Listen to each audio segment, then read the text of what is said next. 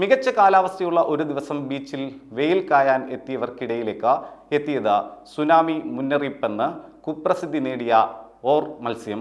10 അടിയോളം നീളമുള്ള ഓർ മത്സ്യമാണ് ഓസ്ട്രേലിയയിലെ പ്രധാന ദ്വീപുകളിലൊന്നും ഏറ്റവും ചെറിയ സംസ്ഥാനവുമായ ടാസ്മാനിയയിലെ തീരദേശ പട്ടണമായ പെൻഗ്വിനിലേക്ക് എത്തിയത്.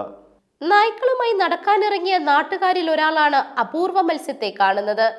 വെള്ളി നിറത്തിൽ കണ്ട മത്സ്യത്തെ സമീപത്ത് എത്തി പരിശോധിച്ചപ്പോഴാണ് ഓർ മത്സ്യമാണെന്ന് വ്യക്തമാകുന്നത്.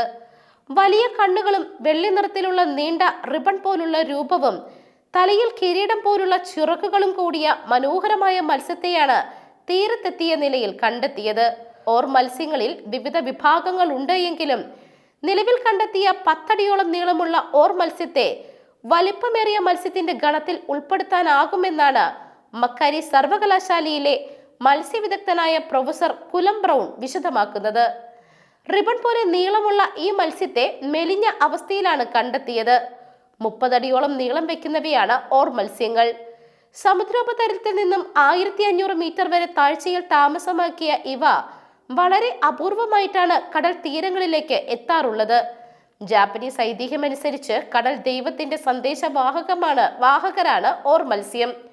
കാലാവസ്ഥാ പ്രതിസന്ധികളും ഭൂമി കുലുക്കവും സുനാമി മുന്നറിയിപ്പുകളും നൽകുവാനാണ് ഇവ കരയിലെത്തുക എന്നാണ് ജാപ്പനീസ് ഐതിഹ്യങ്ങൾ അവകാശപ്പെടുന്നത്.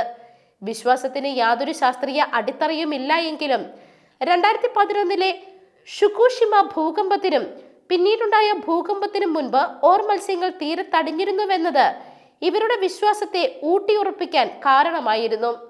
ആരോഗ്യം തകരാറിലായി മരണാസന്നനായി കഴിയുമ്പോഴാണ് ഓർ മത്സ്യം കരയിൽ എത്താറ് എന്നാണ് ഗവേഷകർ നിരീക്ഷിക്കുന്നത്.